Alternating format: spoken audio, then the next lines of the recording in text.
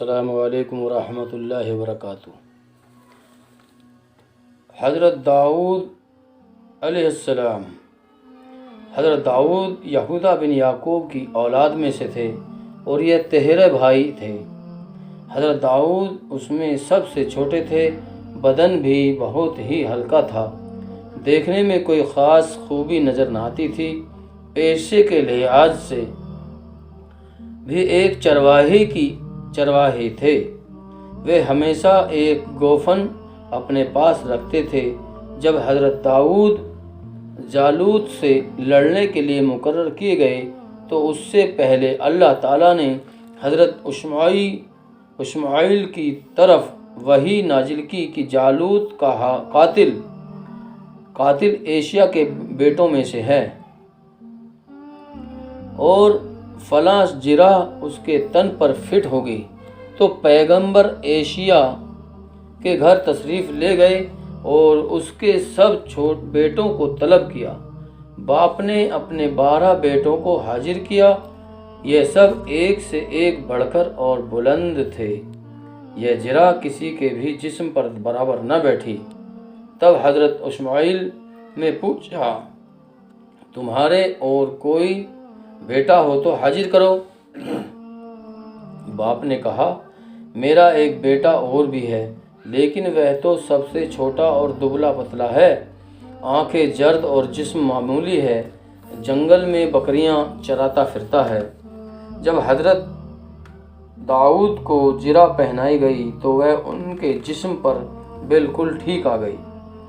حضرت داؤد نے اپنے بھائیوں سے کہا، تم کیوں نہیں جالوت کے قتل کی ٹھانتے؟ تمہیں ملک بھی ملے گا اور بادشاہ زادی سے تمہاری شادی بھی ہو جائے گی۔ بھائی بولے، پاگل ہو گئے ہیں جو ایسا نادانی کی باتیں کرتا ہے، جس میں طاقت ہے جو جالوت کے سامنے کھڑا ہو۔ حضرت داؤد نے کہا، میں اس کو ماروں گا۔ اس کے بھائی روکتے ہی رہے، لیکن حضرت داؤد نے کہا کہ بادشاہ سے کہہ دیا جائے کہ میں جالوت کا بھیجا نکال لوں گا۔ حضرت داؤد طالوت کے سامنے پیش ہوئے اور انہوں نے بادشاہ سے کہا، اے بادشاہ، اگر تو اپنے وعدے کو پورا کرے تو میں ابھی جا کر جالوت کو قتل کرتا ہوں اور اس کی فوج کو بکھیر دیتا ہوں۔ طالوت نے حضرت داؤد کو ایک گھوڑا اور جرح دے کر روانہ کیا۔ ابھی وہ تھوڑی ہی دور گئے تھے کہ لوٹ آئے اور گھوڑا اور جرح طالوت کے پاس لوٹا دیا۔ لوگوں نے سمجھا کہ شاید جالوت سے ڈر کر بھاگ گئے اور گھوڑا و جرح کو واپس کر رہے ہیں۔ حضرت داؤد سے پوچھا، گھوڑا اور جرح کیوں لوٹا رہے ہو؟ حضرت داؤد نے کہا، مجھے جرح پہن کر اور گھوڑے پر چڑھ کر لڑنے کی عادت نہیں ہے، میں تو پیدل ہی جاؤں گا اور جالوت سے لڑوں گا۔ بادشاہ نے کہا، جا، تجھے اختیار ہے۔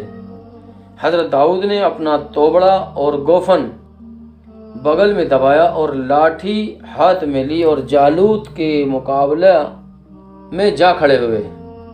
جالوت نے کہا، تو یہاں کس لیے آیا ہے؟ حضرت داؤد نے کہا، میں تجھ سے لڑنے کے لیے آیا ہوں، میں تیرے سر کا بھیجا نکالوں گا۔ جالوت نے ہنس کر کہا، تو کس ہتھیار سے لڑے گا؟ تجھ میں جن کی طاقت ہے یہ لاٹھی مار۔ حضرت داؤد نے اپنے توبڑے میں ہاتھ ڈالا اور پتھر نکال کر گوفن میں رکھا اور خدا کا نام لے کر جالوت کے سر میں ایسا مارا کہ جالوت کا تاج سر کے نیچے گر پڑا اور پتھر کا ایک ٹکڑا اس کے دماغ کو توڑتا ہوا پیچھے گرا۔ حضرت داؤد نے زور کا نعرہ لگایا، دشمنوں پر رعب چھا گیا۔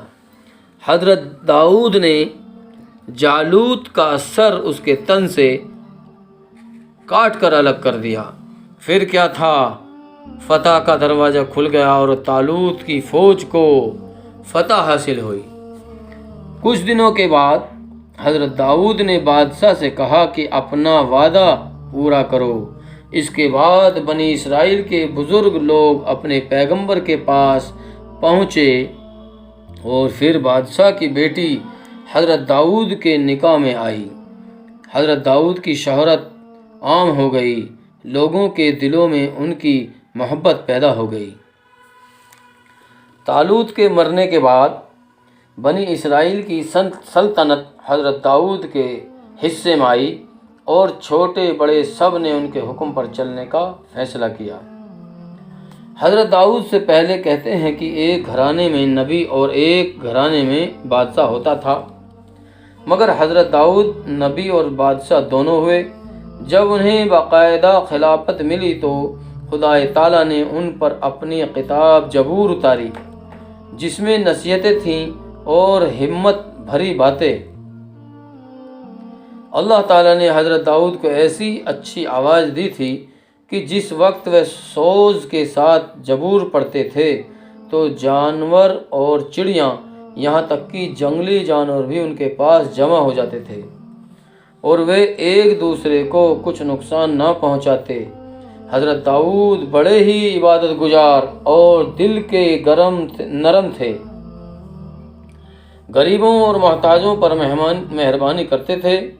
اکثر ایسا ہوتا تھا کہ لباس بدل کر شہر اور بازار میں پھرتے اور آنے جانے والوں سے پوچھا کرتے کہ داؤد کیسا آدمی ہے۔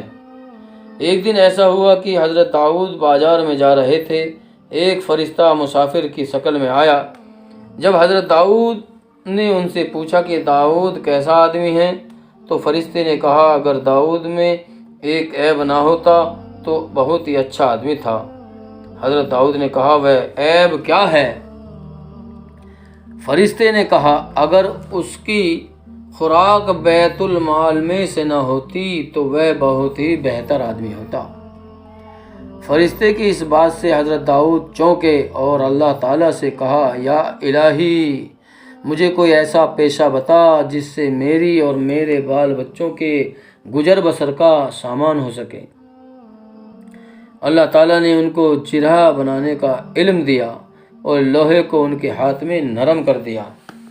حضرت داؤد نے اپنے وقت کو اس طرح تقسیم کر رکھا تھا، ایک دن وہ عالموں اور دانشوروں سے ملتے، علم اور تعلیم کا سلسلہ جاری رہتا، اور ایک روز مقدمے دیکھتے اور فیصلے کرتے، اور ایک دن عبادت اور خدا سے مناجات کے لیے خاص کر رکھا تھا، اور ایک دن وہ اپنے بال بچوں کے ساتھ گزارتے۔ ایک دن ایک شخص نے بنی اسرائیل کے ایک بڑے شخص کے خلاف دعویٰ کر دیا کہ اس نے میرا بیل چھین لیا ہے، دے نہیں رہا ہے۔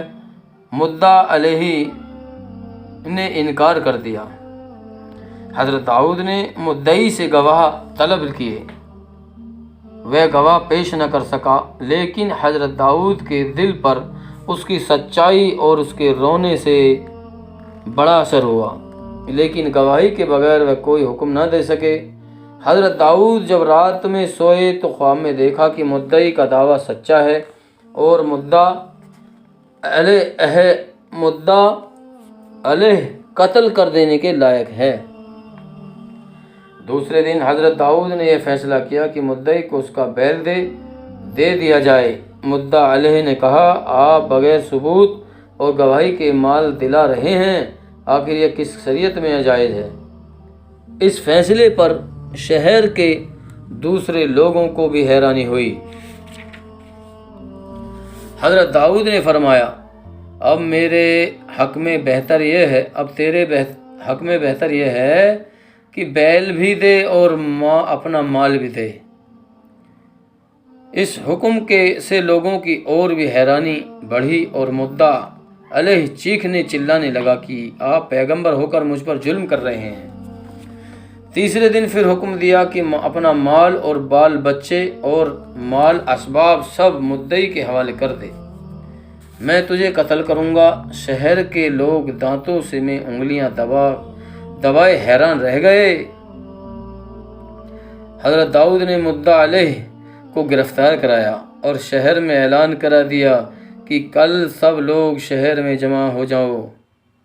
دوسرے دن حکم کے مطابق شہر کے سارے لوگ باہر جمع ہوئے اور مدعا علیہ کو سولی کے نیچے کھڑا کیا گیا۔ حضرت داؤد نے ایک درخت کی جڑ کھودنے کا حکم دیا۔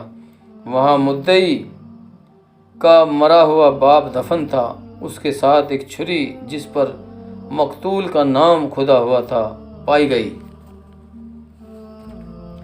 حضرت داؤد نے فرمایا، یہ مدعا علیہ مدعی کے باپ کا غلام تھا، اس نے اپنے آقا کو قتل کیا اور اس کے مال اسباب پر بھی قبضہ کر لیا، اور اب یہ ظالم اپنے آقا کے بیٹے کو، جس کا سب مال اس نے ہڑپ کر لیا ہے، ایک بیل بھی دینا نہیں چاہتا۔